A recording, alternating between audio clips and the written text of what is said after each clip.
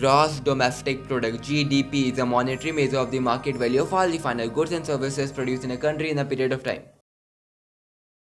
अब आ गए हो तो जाना मत। सो हे गाइस, मैं हूं गौरव और आज हम बात करेंगे जीडीपी के बारे में और जानेंगे जीडीपी क्या है, क्यों है, जीडीपी का इंपॉर्टेंस क्या है, जीडीपी कैलकुलेट कैसे करते हैं और भी बहुत कुछ। और हाँ, फाइनली हम ये भी जानेंगे कि इंडिया के इस जीडीपी रेट का क्या मतलब और क्या रीजन है। तो स्टार्ट करते हैं वीडियो को। सबसे पहले जीडीपी क्या है? भाई जीडीपी बोले तो ग्रॉस डोमेस्टिक प्रोडक्ट या सकल घरेलू उत्पाद। लेकिन ये है क्या? अगर सिंपल भाषा में बोले तो जीडीपी एक सिस्टम या तरीका है किसी कंट्री के इकोनॉमिक ग्रोथ को नापने का। वैसे तो जीडीपी हम किसी स्टेट या रीजन का भी निकाल सकते हैं, लेकिन इस वीडियो में हम सिर्फ कंट्री के रिस्पेक्ट में बात कर रहे हैं। असल में जीडीपी किसी फिक्स टाइम पीरियड, मान लेते हैं 1 साल में, कंट्री में प्रोड्यूस होने वाले सभी गुड्स और सर्विसेज का एक टोटल वैल्यू होता है। जीडीपी में सबसे इंपॉर्टेंट होता है ग्रोथ रेट। अब ग्रोथ रेट क्या है हम थोड़ी देर बाद देखते हैं। असल में जीडीपी में हम डिफरेंट सेक्टर्स के ग्रोथ रेट को ही मेजर करते हैं।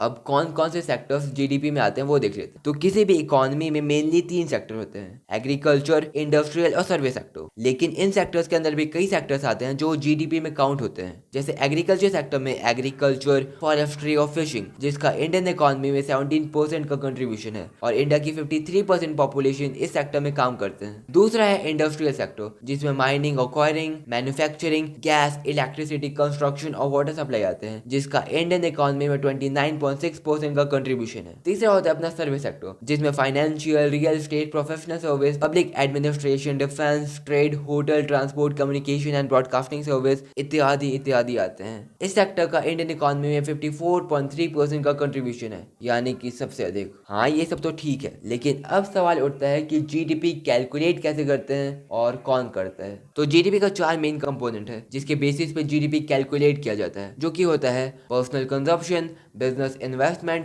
नेट एक्सपोर्ट और गवर्नमेंट स्पेंडिंग। इन सारे कंपोनेंट को फिर एक फॉर्मूला में पुट करके जीडीपी कैलकुलेट किया जाता है, जो कि होता है GDP is equals to personal consumption plus business investment plus government spending plus export minus import.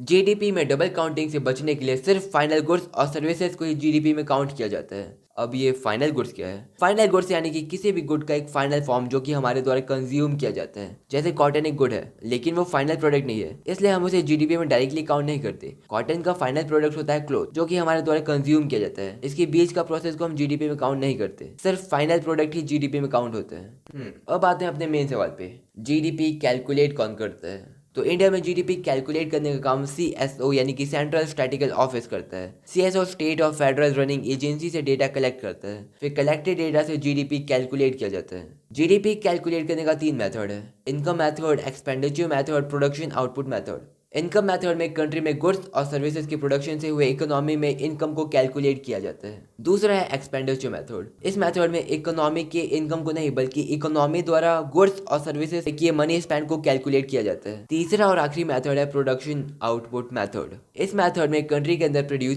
सारे गुड्स और सर्विसेज का टोटल मार्केट वैल्यू कैलकुलेट किया जाता है। ये तो हो गया मेथड ऑफ कैलकुलेटिंग जीडीपी। अब टाइप की बात करते हैं। जीडीपी 2 टाइप का होता है: नॉमिनल जीडीपी और रियल जीडीपी। नॉमिनल जीडीपी वो जीडीपी है जिसमें हम करंट ईयर के गुड्स और सर्विसेज के प्रोडक्शन को करंट ईयर के मार्केट प्राइस से जब हम जीडीपी कैलकुलेट करते हैं तो उसे नॉमिनल जीडीपी कहते हैं। नॉमिनल जीडीपी उतना इफेक्टिव नहीं होता है क्योंकि नॉमिनल जीडीपी में हम इन्फ्लेशन को कैलकुलेट नहीं कर सकते, जिससे कि इकोनॉमी में चेंज का सही अंदाजा नहीं लग पाता है। इन्फ्लेशन यानी कि समय के साथ प्राइस का बढ़ना। जैसे आज से 10 साल पहले किसी प्रॉपर्टी का प्राइस मान लेते हैं कि 2 लाख था, लेकिन आज के डेट में उसी प्रॉपर्टी का प्राइस 10 लाख हो जाता है। तो यही इन्फ्लेशन है, समय के साथ प्राइस का बढ़ना ही इन्फ्लेशन है। अब रियल जीडीपी की बात करते हैं। रियल जीडीपी वो जीडीपी होता है जिसमें हम करंट ईयर की गुड्स और सर्विसेज के प्रोडक्शन को बेस ईयर के मार्केट प्राइस से जब हम जीडीपी कैलकुलेट करते हैं तो उसे रियल जीडीपी कहा जाता है। अब ये बेस ईयर क्या है? तो बेस ईयर कोई भी एक साल हो सकता है, ये गवर्नमेंट के द्वारा डिसाइड किया जाता है इकोनॉमिकल एक्टिविटी जैसे जीडीपी, पर कैपिटल इनकम, इन्फ्लेशन को कैलकुलेट करने के लिए। अभी जीडीपी कैलकुलेट करने के लिए बेस ईयर 2011-12 है।